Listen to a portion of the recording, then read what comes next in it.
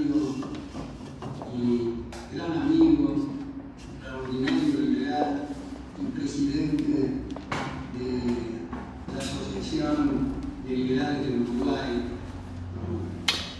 Este es el tercer libro, Fernando. Primero es referido a el Estado público, que son en 2 tomos. Segundo es la eterna vigilancia, como se sabe, una frase tomada de Jefferson que insistía en que el precio de la libertad es la eterna vigilancia. Este libro de una enorme trascendencia porque se refiere a un aspecto muy medular de las relaciones sociales, la cooperación social, y se refiere al tema del salario mínimo, como está anunciado en el título. Y este salario mínimo se ha presentado en distintas partes del mundo como una conquista social, cuando en realidad está refiriéndose a establecer por métodos gubernamentales,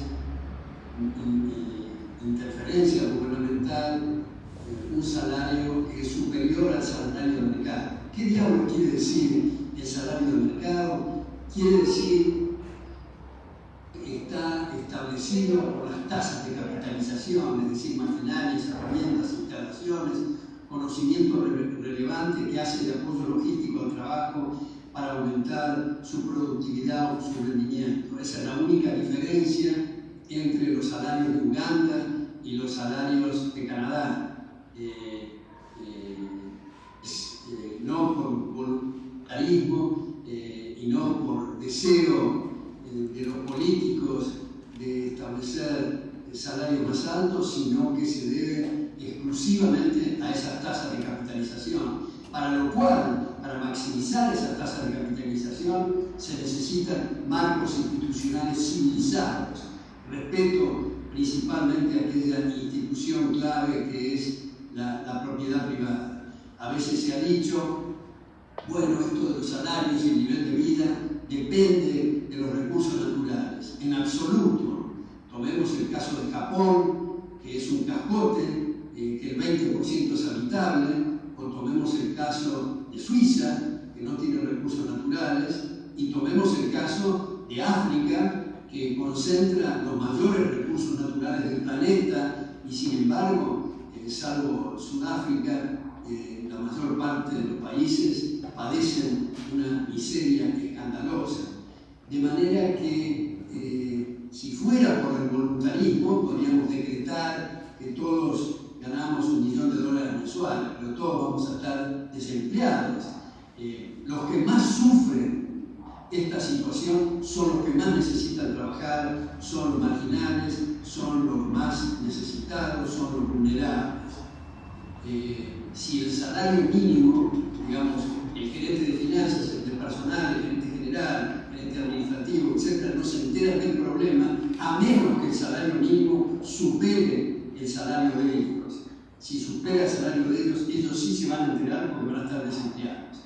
Entonces, este trabajo que propone Fernando en este libro, espero que tenga el mayor de los éxitos, que esté muy difundido en todas las librerías, en Amazon, en todos los canales posibles, porque es una contribución notable. Y, como he dicho varias veces, nosotros, los liberales, no estamos ejercitados para el halago y para la ponderación, sino más bien estamos en una gimnasia permanente con la crítica, y mucho menos delante del autor de este libro. Pero yo tengo que decir, me admira el conocimiento y los estudios de Fernando.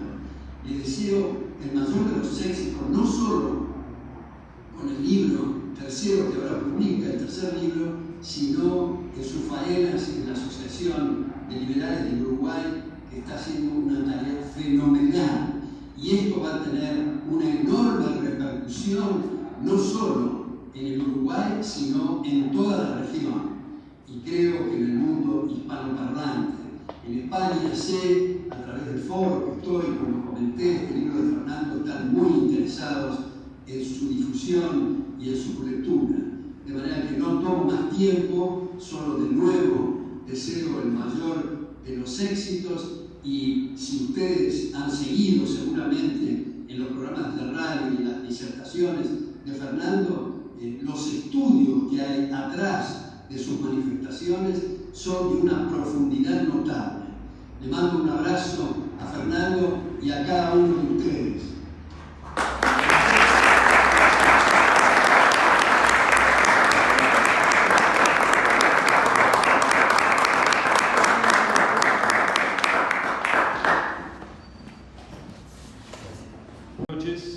Le damos la bienvenida a todos en nombre de la ALI.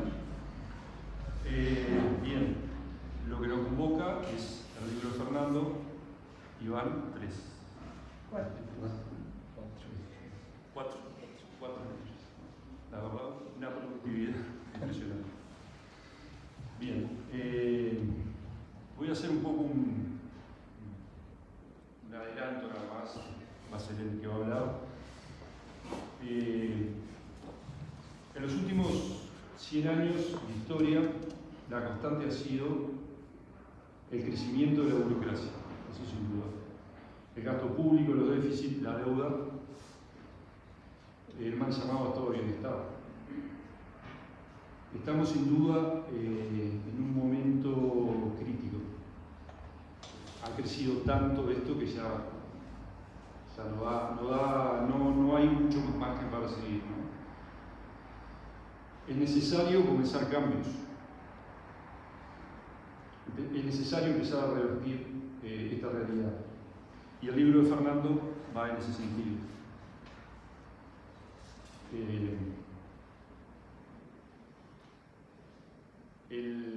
Hay, como podríamos llamarlo, vacas sagradas, no solo en Uruguay, en todas partes, que hay que empezar a atacar. Los consejos de salarios, el salario mínimo por ley, es uno de los tantos. En general no hay consenso para atacar esto porque no se animan. Yo creo, básicamente es eso. Estoy seguro que hay mucha gente que realmente cree que no son positivos, ¿no? Pero no se animan a atacar. No es fácil atacar estos dinosaurios.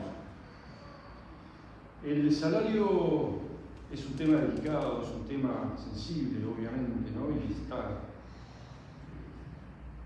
es normal que así sea, ¿no? El salario es el fruto del trabajo, nos da la posibilidad de adquirir bienes y servicios, mantener un hogar, una familia, ahorro, etc. Bien.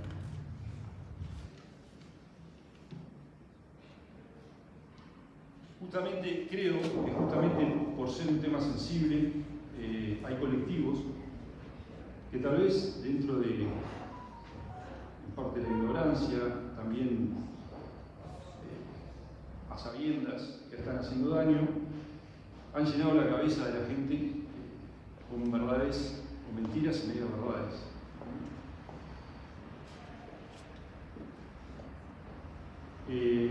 Creo que hay al respecto del salario mínimo existen dos verdades incómodas.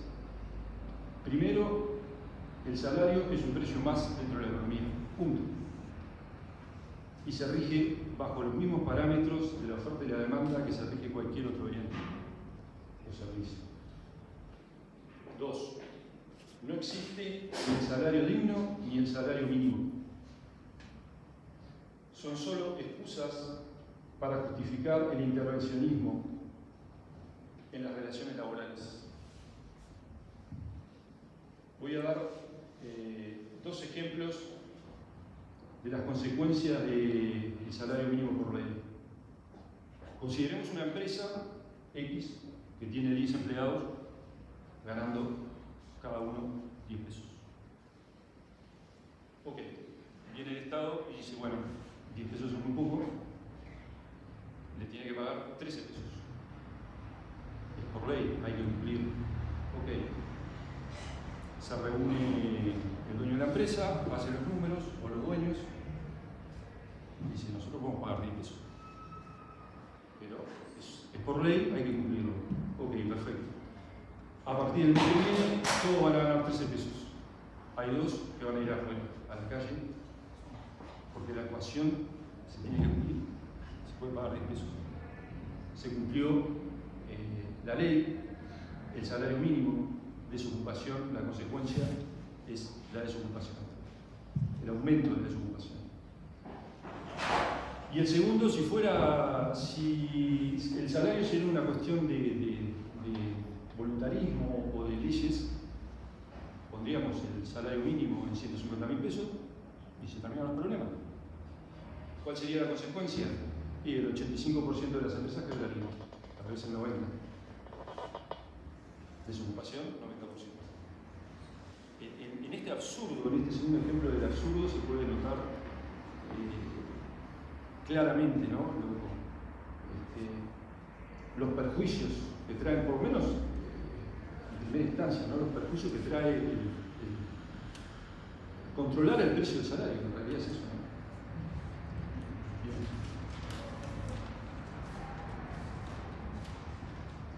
No me quiero estirar mucho más en el tema del salario, porque obviamente es Fernando que tiene que hablar.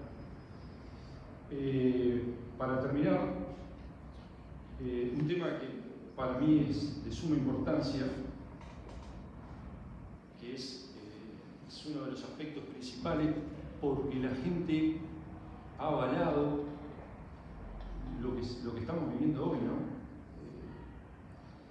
Durante años la educación nos ha llenado de información irrelevante.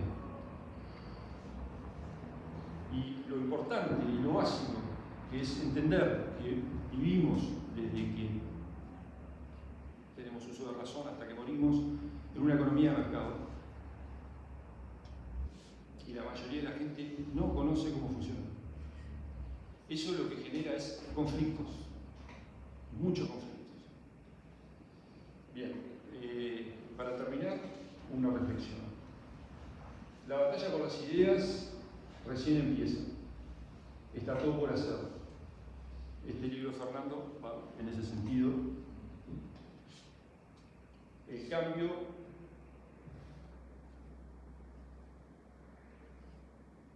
solo será posible si cada uno de nosotros toma el desafío de hacerlo posible. Le doy la palabra a Fernando. Bueno, muchas gracias a cada uno de ustedes por estar acá.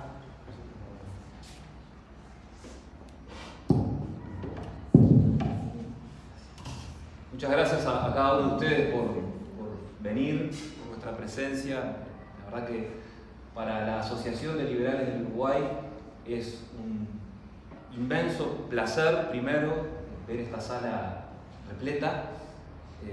Es una muy buena señal de que la libertad, las ideas de la libertad, de a poquito empiezan a ganar terreno en este país, en la región y en este país en particular, tan necesitado de ella.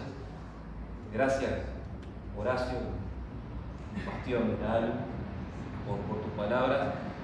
Y para la ALU es un honor, es un privilegio haber tenido la contribución del profesor Venegas Lynch en esta presentación que bueno, que emociona mucho.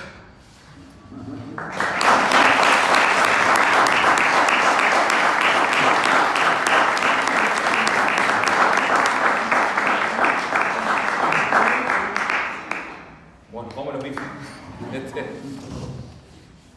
Como decía Horacio en sus palabras, como decía el profesor, el salario es un precio.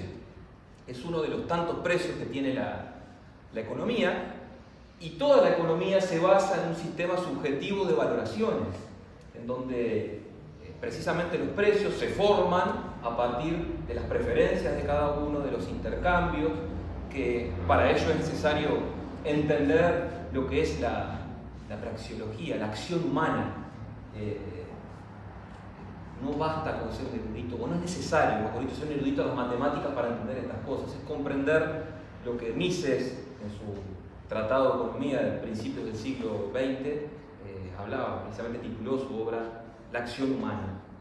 Y es a partir de allí entonces donde los precios se determinarán en función de las preferencias de cada uno, como decía, la escasez del producto, el dinero que tengamos y en el contexto histórico, con las circunstancias personales de cada uno que quiera acceder al mismo. Porque no es lo mismo, siempre se pone este ejemplo, no es lo mismo el valor que puede tener esta botella de agua en la Antártida que esta botella de agua en el medio del desierto de Sahara y estamos a punto de morir deshidratados. Ahora, si tomamos esta botella en el medio del Sahara, pero después nos ofrecen 20 más, ya no va a tener el mismo valor esa botella. Es lo que se conoce como la ley de utilidad marginal. Bueno, todo esto hace a la formación de un precio. Y el salario es un precio. Entonces, ¿qué pasa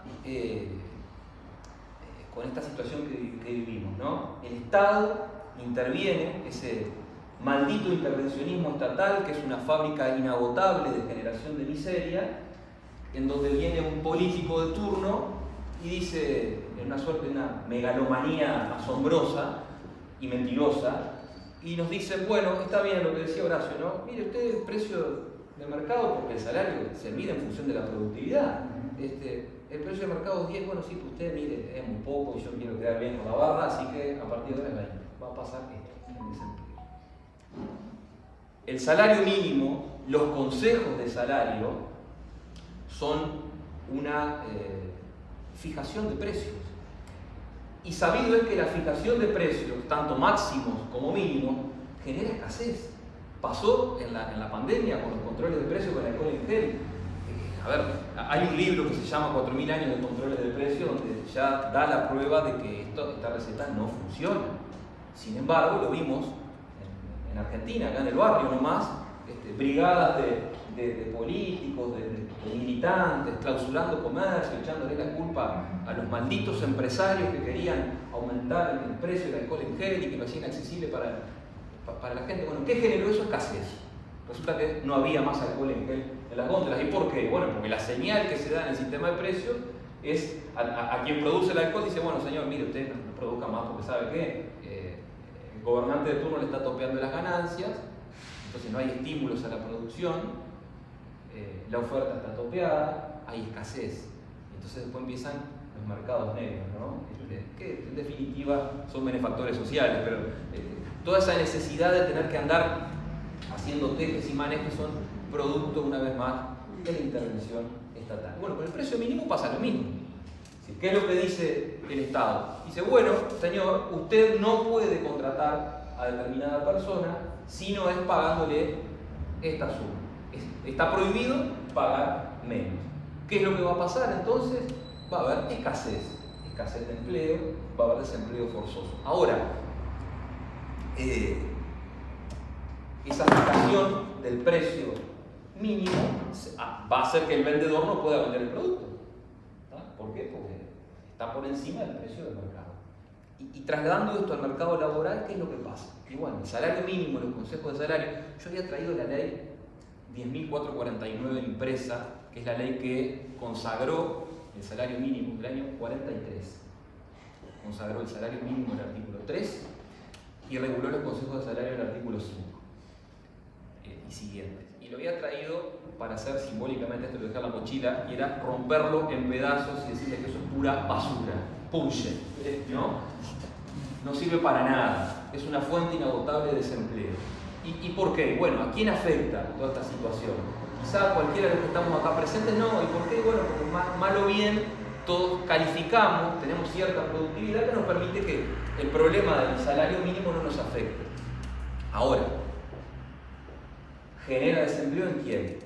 En la gente menos productiva, en quienes tienen poca formación. No necesariamente la formación está asociada a la no productividad, porque una persona analfabeta también genera productividad y puede trabajar. Pero digo, castiga a quien más necesita trabajar. Castiga, por lo general, lamentablemente, esto es un dato de la realidad, las personas más jóvenes. Están golpeando las puertas del mercado laboral para poder entrar y no pueden. ¿Por qué? porque aparece el Estado en el medio, interviniendo y excluyendo a la gente. Queriendo supuestamente proteger a alguien, se lo termina perjudicando. ¿Ya? Y esto pueden tener las mejores de las intenciones, pero estas cosas se miden por los resultados y no por las intenciones. Entonces, bueno, el trabajo es el recurso por excelencia, puesto que no se concibe la prestación de ningún servicio ni la producción de ningún bien sin el concurso del trabajo. Ahora, ¿cómo es posible que, siendo el trabajo un recurso por excelencia, haya desempleo? Una cosa no puede ser y no ser a la misma vez. Bueno, agradezcanle al Estado, agradezcanle a los consejos de salario, agradezcanle a los políticos, a los sindicalistas, a los empresarios prebendarios, en donde, bueno, está instalada esta idea de que, esto lo he escuchado muchas veces, conversar con gente, con estatistas, con gente que piensa con otra, que adhiere a otra tradición del pensamiento, no se enriquece, ¿no? Porque genera el contrapunto. Entonces dice, bueno, a mí el salario me pelea, el sindicato me pelea el salario.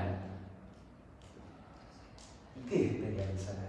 Es decir, es depositar la esperanza en 4 o 5 tipos que reunidos en una sala del consejo de ahí del Ministerio de Trabajo, para que fijen precios, para que sean planificadores centrales, ¿no? Entonces, claro, es como encomendarse a los dioses del Olimpo, es como creer en la existencia de la magia. Pero esto no va a pasar. ¿Y por qué no va a pasar? No va a pasar porque la única explicación,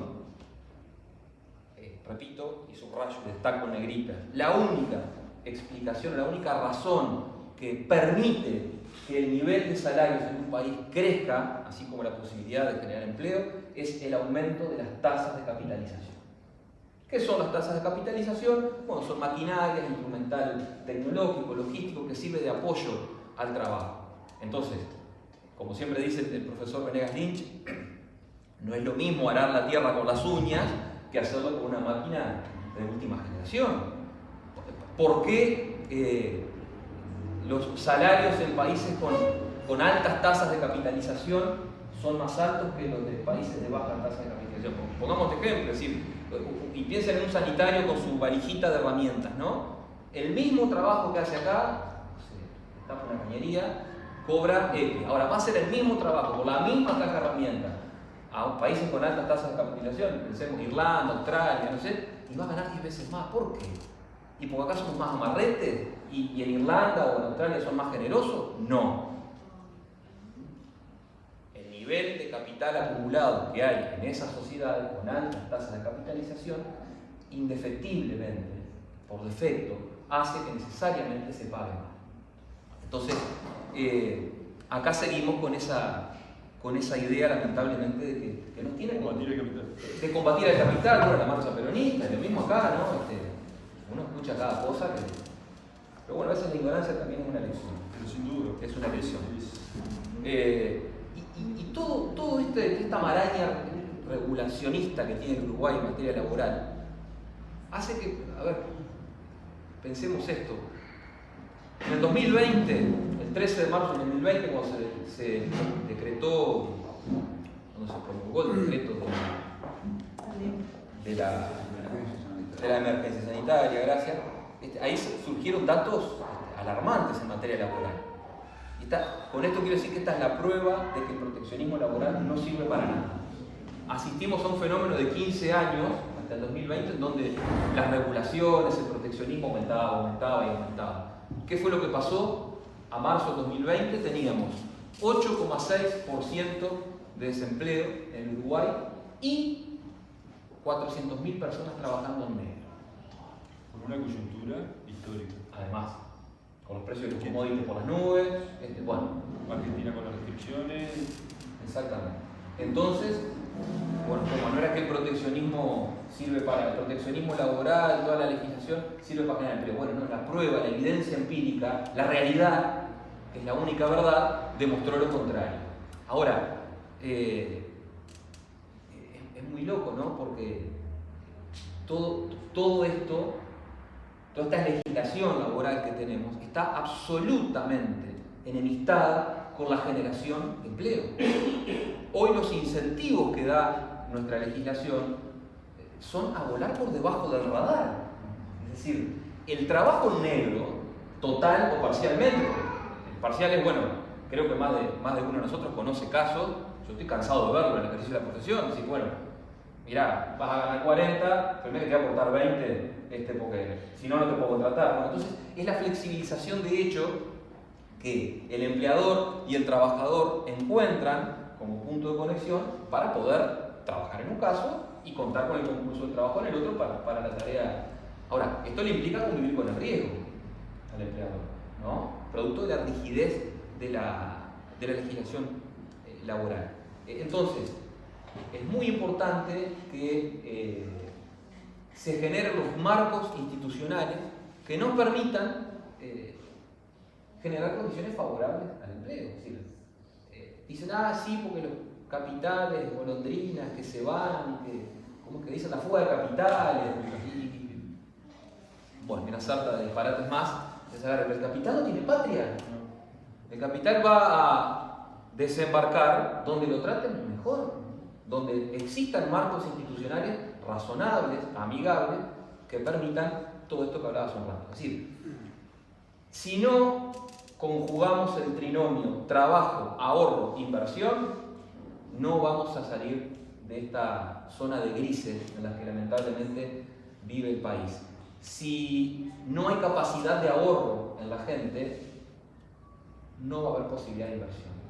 Y la inversión es lo que nos va a permitir que haya productividad. Y la productividad, dijimos al comienzo que el salario es una función de la productividad, es lo que va a permitir elevar el nivel de salario y elevar la cantidad de empleo. Ahora, claro, si vivimos en sociedades, en países como nuestro, lamentablemente, con economías fuertemente reprimidas, con un gasto público astronómico, bueno, estamos castigando la capacidad de ahorro de la gente. Y sin ahorro no hay inversión posible. Pero no hay vuelta de esto. El Estado no hace nada que antes no haya consumido capital. No va a generar empleo nunca. Es decir, todos estos planes que se han hecho ¿cómo es el trabajo los jornales solidarios. ¿Qué es lo que se hace? ¿Esto es generar empleo? No, eso es keynesianismo puro. Entonces, acá, desde hace 100 años a la fecha, nos repetimos permanentemente en el error. No paramos de hacer las mismas cosas. Ahora, queremos resultados distintos. Es imposible. Si no giramos, si no cambiamos el chip, lamentablemente vamos a estar expulsando los talentos, como lamentablemente lo venimos haciendo. Yo en uno de mis libros, creo que en el tomo 2 del enemigo público, del Estado del enemigo público, ponía una cifra. En el Uruguay, desde el 68 al 2018, emigraron 500.000 de personas. Es una locura, es un disparate. Ahora, pasan los gobiernos y de todos los colores, de todos los partidos, de todas las tendencias, y la problemática es la misma. ¿Y por qué? Porque nadie cambia. ¿Y por qué no cambian? ¿Y por qué es políticamente incorrecto? Entonces la corrección política es algo que lamentablemente nos tiene condenados. Entre otras cosas, para eso nace la ALU. Para contribuir al debate de ideas, correr el eje del debate, como dice el profesor Venegas Lynch, porque son discusiones que nos debemos. Y después, ya termino brevemente, después por ahí te dicen, bueno, sí, lo que pasa es que el derecho laboral se creó para paliar las desigualdades naturales que existen entre el empleador y el empleado. Ese discurso viene sistemáticamente instalado. La facultad de derecho en la materia laboral, Romina no me deja mentir, eso es como un dogma. El que dice lo contrario, bueno, volvió en febrero. Entonces,